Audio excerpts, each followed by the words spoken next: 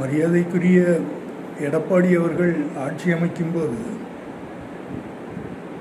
துணை முதல்வர் வாய்ப்பு மரியாதைக்குரிய நயினார் நாகேந்திரன் அவர்களுக்கு கிடைக்கலாம் என்று பல தரப்பிலிருந்தும் தகவல்கள் வருகின்றன. தகவல்கள் உண்மை என்பது நமக்கு தெரியும். அதனால்தான் தமிழகத்தில்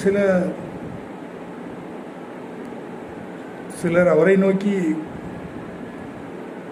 தங்களது எதிர்ப்புகளை பதிவு செய்கிறார்கள் என்பதும் பலருக்கும் புரிந்திருக்கும். புரியாதவர்கள் யாரும் தமிழகத்தில் இல்லை.